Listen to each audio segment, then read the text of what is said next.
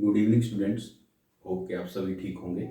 आज हमारा टॉपिक है सीरीज एंड पैरेलल रेजोनेंस, जिसमें हम resonant circuit, series and parallel resonance, resonant frequency और उसके रिगार्डिंग डेरिवेशंस को स्टडी करेंगे। तो फर्स्ट ऑफ ऑल स्टार्ट करते हैं series resonant circuit.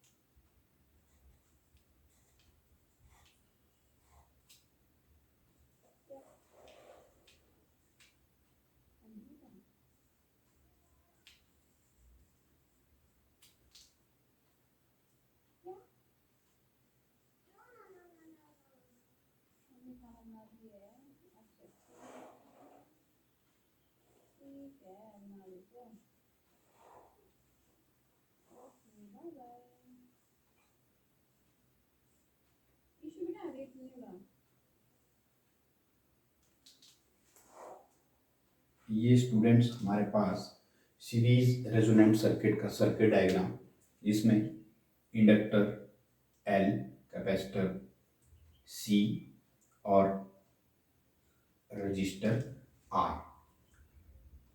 This is the EMF and I is the current flowing in the circuit। तो ये LCR को मिला के हमारे पास सीरीज रेजोनेंट सर्किट बनता है। इसको एक्सप्लेन करने के लिए हमें दो फॉर्मूले यूज करने पड़ेंगे, जिसमें एक इम्पीडेंस का formula.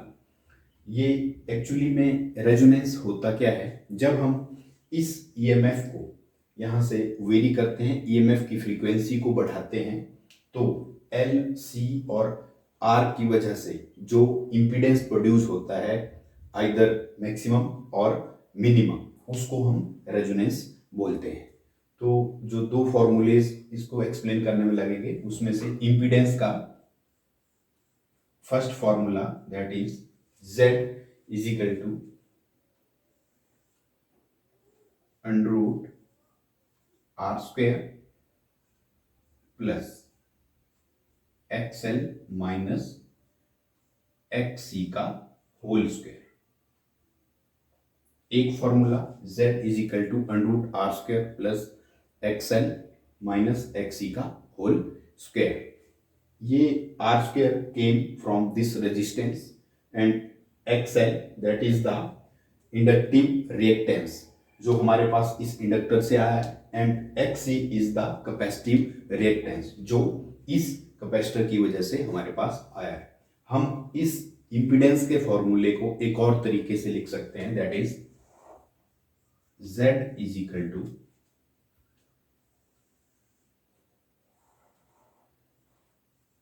Are square plus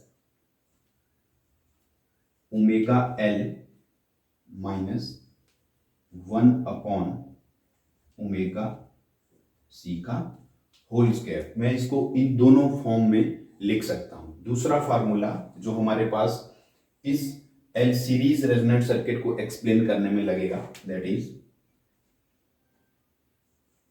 Z is equal to E upon I। इस फॉर्मूले से हमें Z और I के बीच में रिलेशन पता लगता है। इस Z is equal to E upon I से हमें पता लगता है कि Z इज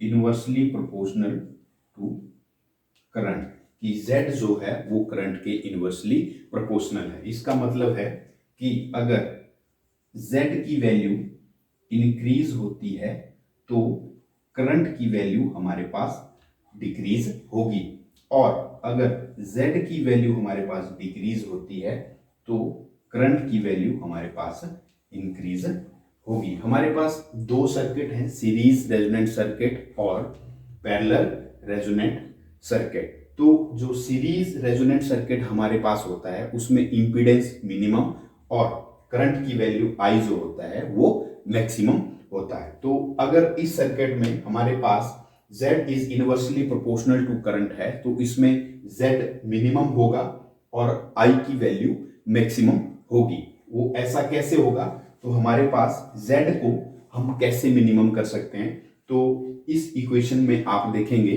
कि अगर z को हमें मिनिमम करना है तो इस कंपोनेंट को हमें जीरो करना पड़ेगा। तो ये कंपोनेंट हमारे पास जीरो कैसे होगा, लेट अस सी।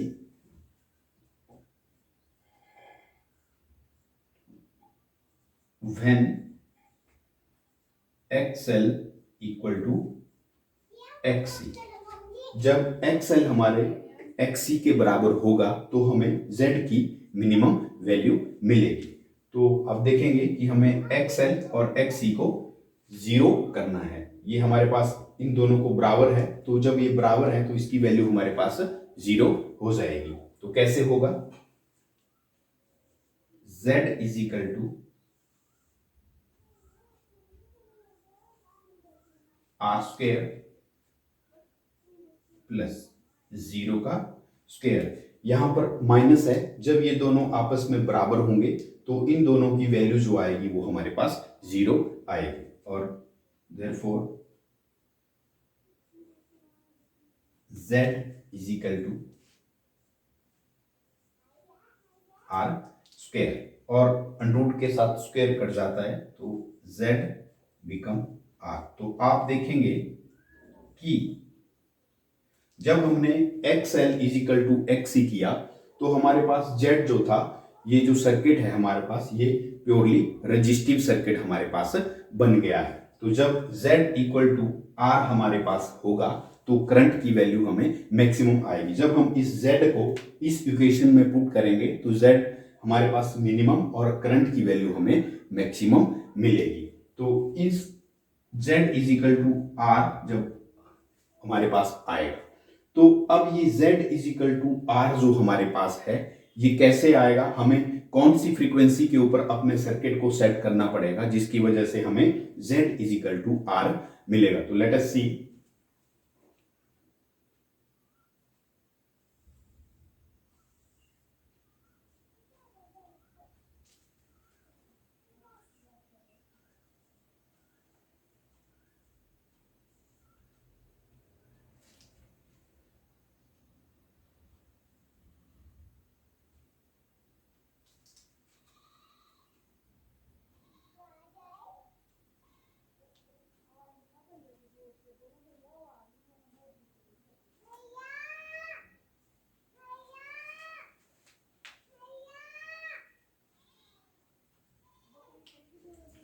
तो इस ग्राफ से हम देखेंगे कि हमारे पास वो कौन सी फ्रीक्वेंसी है।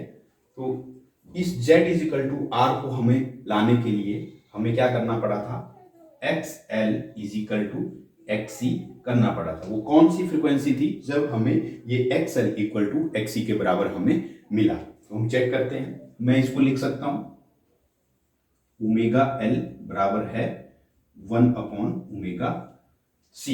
जब मैं इनको दोनों को क्रॉस मल्टीप्लाई करूंगा तो मेरे पास क्या बन जाएगा, omega square equal to 1/LC।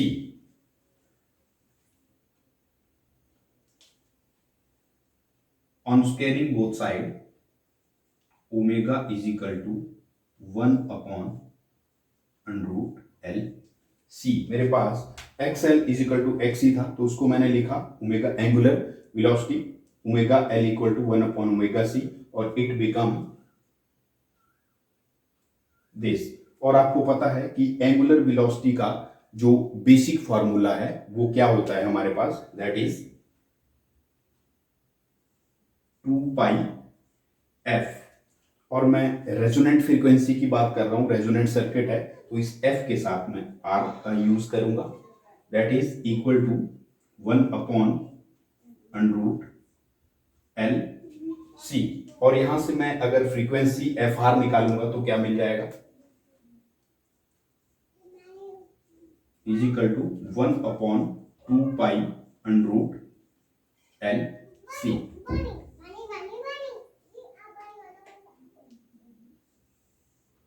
तो अगर मैं इस फ्रीक्वेंसी को इस सर्किट में पुट करूंगा तो मुझे सीरीज रेजोनेंट सर्किट मिलेगा, that is FR is equal to 1/2π√LC। L C. इस फ्रीक्वेंसी को इस सर्किट में डालने से सीरीज रेजोनेंट सर्किट मुझे मिलेगा। तो आइए इस डायग्राम में इस में देखते हैं कि ये फ्रीक्वेंसी में एक्चुअली ये होता कैसे है।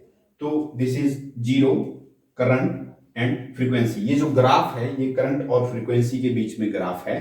तो जैसे जैसे this is the F R resonant frequency, ये करंट की डायरेक्शन और ये फ्रीक्वेंसी। जब मैं इस जीरो से फ्रीक्वेंसी को बढ़ाऊंगा तो मुझे क्या मिलेगा, जब मैं यहां से बढ़ाने लगा तो करंट की वैल्यू थी वो बढ़ने लगी धीरे धीरे। जैसे जैसे फ्रीक्वेंसी को बढ़ाता गया करंट आपके पास राइज होता गया और एक पॉइंट ऐसा आया कि आपको करंट की वैल्यू जो थी वो मैक्सिमम मिली। यहां पर कौन सी फ्रीक्वेंसी के ऊपर, that is the resonant frequency. एक पॉइंट ऐसा आया जहां पर करंट की वैल्यू आपके पास मैक्सिमम हो गई, that is the resonant frequency.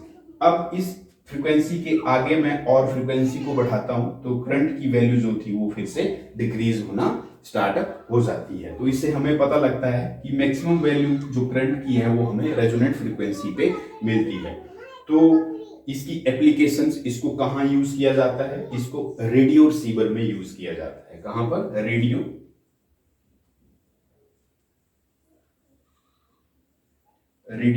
Receivers में। एप्लीकेशंस, रेडियो रिसीवर में इसको इसलिए यूज किया जाता है क्योंकि ये जब इसके ऊपर एसी सर्किट के अंदर हम डिफरेंट डिफरेंट फ्रीक्वेंसीज को अप्लाई करते हैं तो ये सिर्फ रेजोनेंट फ्रीक्वेंसी के लिए मैक्सिमम करंट प्रोड्यूस करता है और बाकी फ्रीक्वेंसीज को ये रिजेक्ट कर देता है। तो इसकी वजह से हम इसको एक और भी नाम देते हैं, that is the acceptor circuit. तो इसको हम एक और बोलते हैं